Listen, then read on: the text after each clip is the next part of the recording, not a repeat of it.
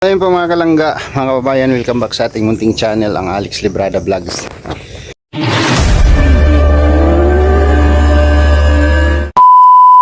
So ngayon pong araw ay araw po ng bagong taon, no? New Year.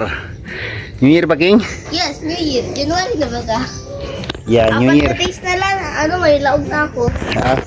Ganon? 4 days na lang. 4 days na lang. So dito tayo sa backyard natin. At binago ko na yung tanim ko dito, guys. Hindi na tayo nag-ano ng saging kasi mabilis sa bagyo yung saging. Madaling masira pagka binagyo. So ito, kamuti yung tinanim natin dito. Sweet potato. Huh?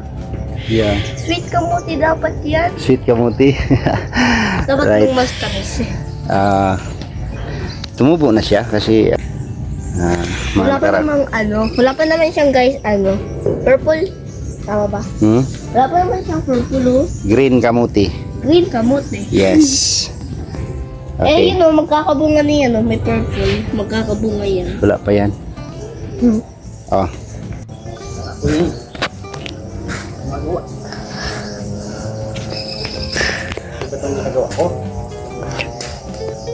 That's smart. Smart yan dia. Smart yan, pero wag mo medyo lagyan ng soil. Ang alin? Yang plant. Baka hindi na makainga. Lagyan natin yan para hindi sa tubig.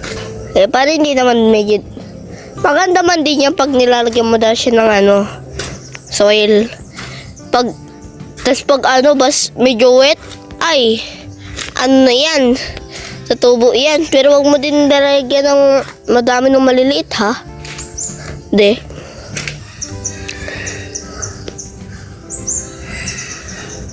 Okay.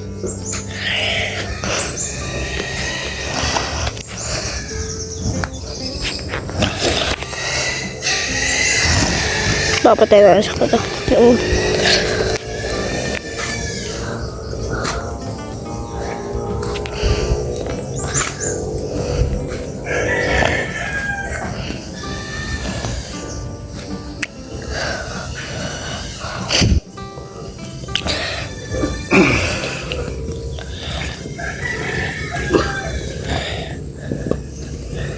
Di mo narinig daw ako na pagbasada nung nilalagyan mong lupa dyan sa mga halaman mo, hindi daw tutubo. Oh, Peke. narinig yun. Saan ko narinig? Siguro sa mga plant. Baga, nung plant grower. Sabi nila daw, pag hindi daw basa ng lupa mo, hindi daw tutubo. Alam nga naman, kailangan diligan. Yung kasi tag-ulan. Palagi daw tag-ulan dito sa Pilipinas. Di, baka mapagod ka. Stop ko lang to pag kailangan mo ng tubig. Okay lang ako. Tanggalin mo naman ang mga damo, di. Baka hindi makatulong yan sa environment.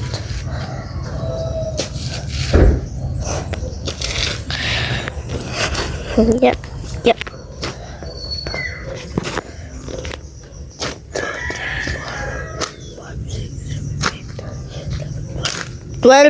12 more to go, de. 12 more. De. 12 na nga. 12 pa naman. Oh. Okay. Lagyan mo pa talaga siya ng lupa, eh.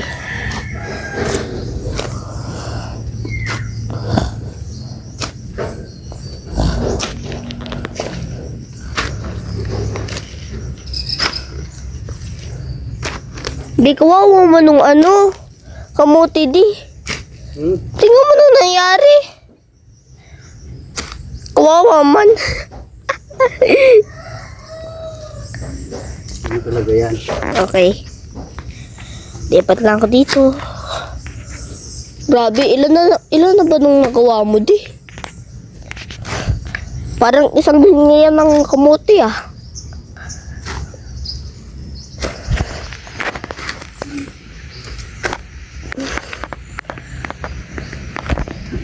Ano pagod?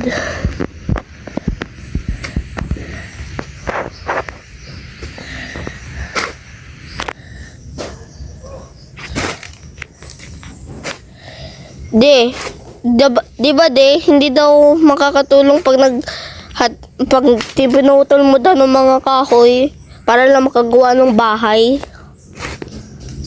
Di. Bawal yun.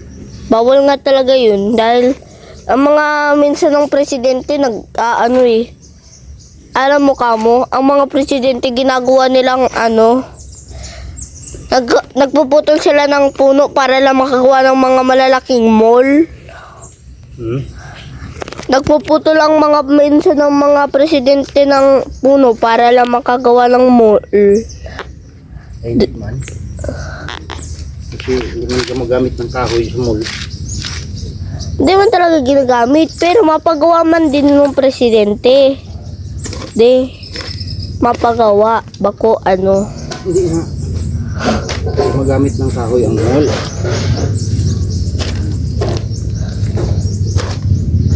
Bang mall? Ang mall, Building, di ba? building, bagat talaga yun. Yeah. Di bali. Bali. Yung bali. Ganyan ba talaga yan? Para Okay. maglaman siya ng marami. Saan tumutulo? Bakit may tumutulo? Parang may bubong.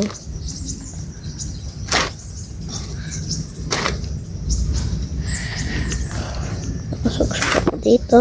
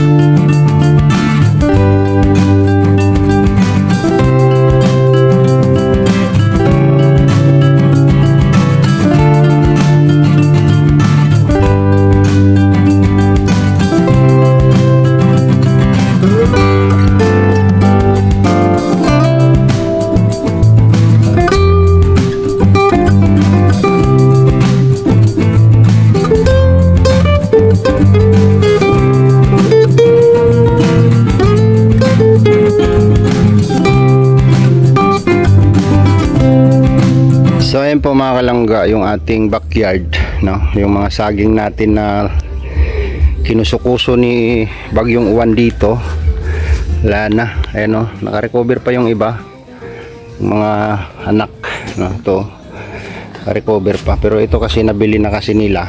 Yan, mayroong bahay dito na hindi tinapos sa tabi.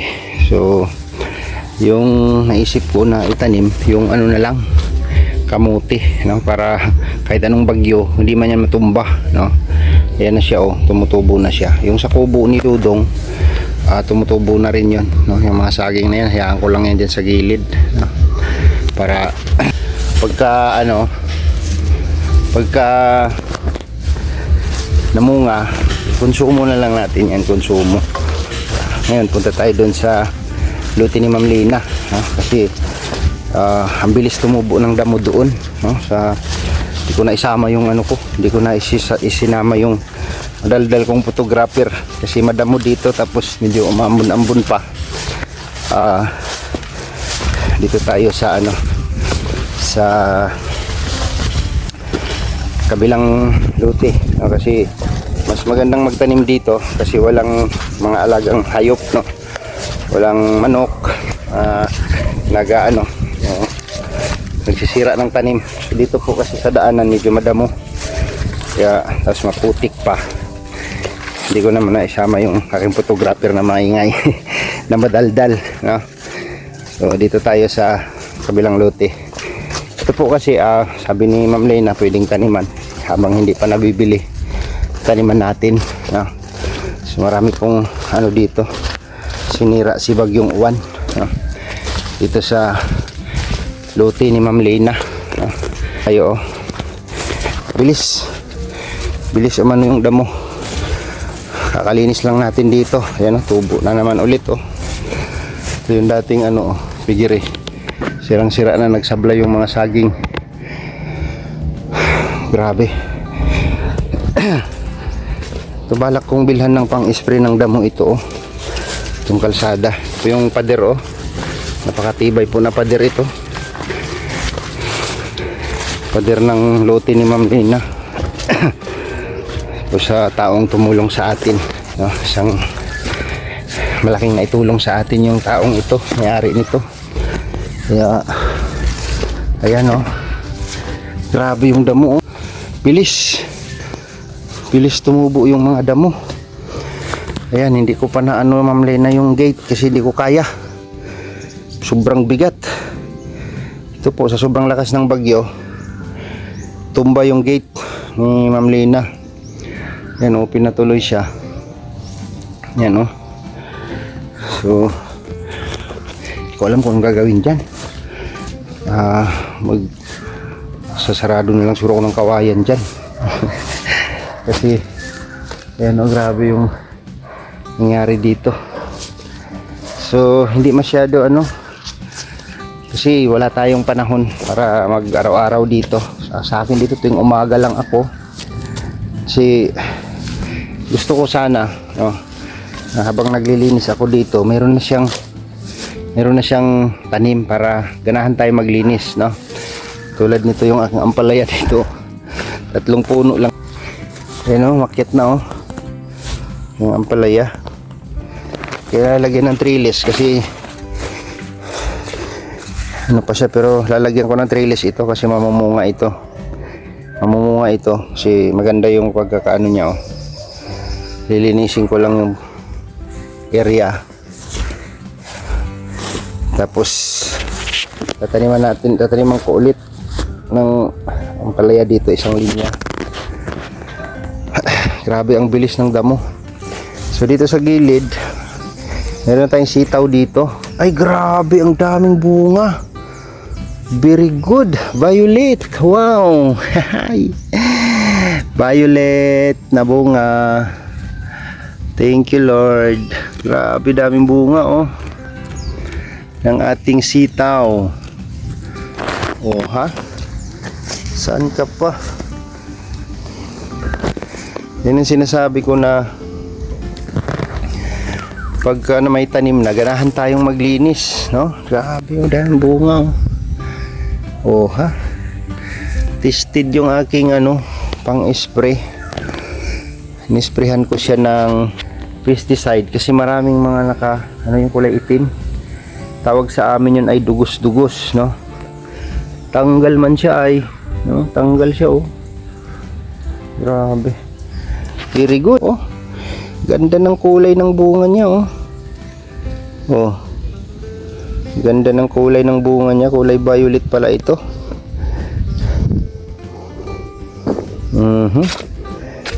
Ganda ng, sabi ko nga, kakaabuno ko lang po kasi dito. Unang bugso ng bunga. Hindi na tayo mamblema sa gulay, no? So inangat ko yung lupa kasi saging po yan dyan, oh. Grabe, nakatambak na saging, ng puro tumba yan. So magpapalusot lang siguro ko ng mga 1-2 puno dyan na saba, saging na saba. And then after ito, pag nabulok yan, lilinisin ko na yan lahat yan. Tapos dito ang ating pichay. Uy, tumubo na siya. Ay, grabe yung kapal. Ang dami. Yan, may seedling po tayong pichay dito. Pichay. Tapos ito, talong. Ay, very good. Tumubo siya, oh. Yung talong.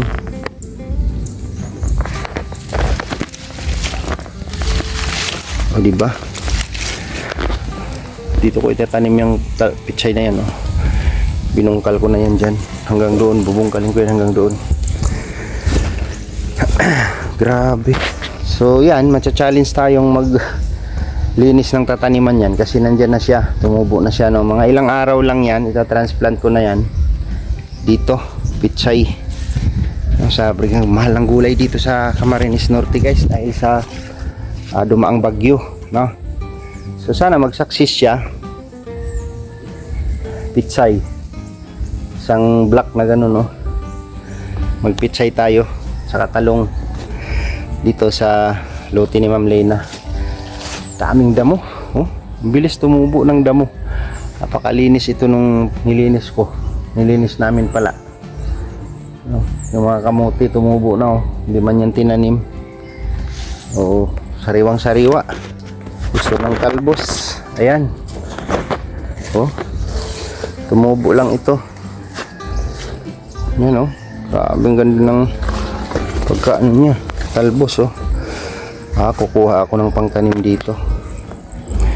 Dagdag ako ng isang linya doon sa backyard ko, no? Doon yung mga San Fernando, nilipat ko na sa gilid lahat. Ito, senyorita na saging. Yan, mga bagong tanim na yan. Mas magandang maglinis na may itatanim ka na para ganahan ka maglinis. Ito, kamuti, oh, na aming talbos. Oy, tumaba na yung mga saging ko na seedling, oh. Oh. Kung sino po ang ano natin dito sa Camarines Norte, no, na gustong magtanim ng saging, mag-PM lang po kayo sa akin at bahala na kayong kumuha dito, no? Magtanim kayo ng saging na lakatan. Ilang ano na lang ito. Ito, magandang tubo niya, oh. Yan, magandang tubo. Pagka angat-angat yan, pwede nang itanim yan. Ayan. Medyo masilan lang ang pag-ano nito, no? Masilan lang ang proseso ng pagtanim ng saging na lakatan. Ayan. Aso lang, kailangan marunong ka rin mag-maintain, malinis yung tataniman mo, tapos alagaan mo rin siya ng abono, siyempre, para mabilis yung paglaki niya, no? So malawak yung lupa, yung lote. Pag ito na cultivate ko na garden talaga, napakaganda nitong tingnan, guys, no? Sa ngayon, pichay muna ang unahin ko, at saka yung talong. Kailangan malagay ko yan dito lahat, matanim ko. Kasi ilang araw lang yan, pwede nang i-transplant yan. 1 week from now, pwede nang i-transplant yan.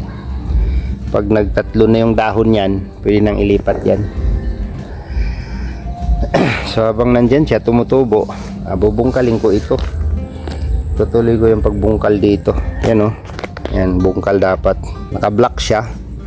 Tapos pulverize yung lupa, no. I-cultivate natin yung lupa bago natin i-transplant yung pitsay dito. Medyo madamo lang siya tingnan, pero pagka na ayos ko ito, magandang tingnan ito. Tingnan niyo po itong sitaw ko. Una ko siyang tinanim. Ayan, una rin siyang namunga. Ay grabe, ganda. Ganda niya tingnan. O di ba? Napaka maliwalas tingnan sa mata pagka may tanim kang gulay-gulay, no? Tapos may okra ako ulit na binili doon. Pangatlong bili ko na ng okra, guys. Pag hindi pa rin yan tumubo, ayaw ko na. Hindi pa rin yan tumubo yung okra ko, ayaw ko na. So dito kasi walang disturbo sa mga hayop, walang manok. So malaya yung ating tanim na tumubo, no? Yan, oh, malaya silang mamunga na walang magdi-distract sa kanila. Alright, so napakaganda. Pagka inayos ko ito, na puro tanim ito lahat, napakasarap tumambay dito, no? Puro gulay, gulay, di ba? Magandang project yung ganito, no? So, ganito kalapad, pwede na tayo magbenta pagka namunga, no? Makatanim tayo ng talong at saka kung ano-ano pa ang matatanim natin, okra, talong, sitaw, ampalaya, no? Yun yung aking target dito. So yung pitsay, hintayin ko lang magtatlo ang dahon yan, no? Pwede nang itanim, i-transfer yan. Yan, magbubungkal ako dyan, oh. So ang routine ko dito every morning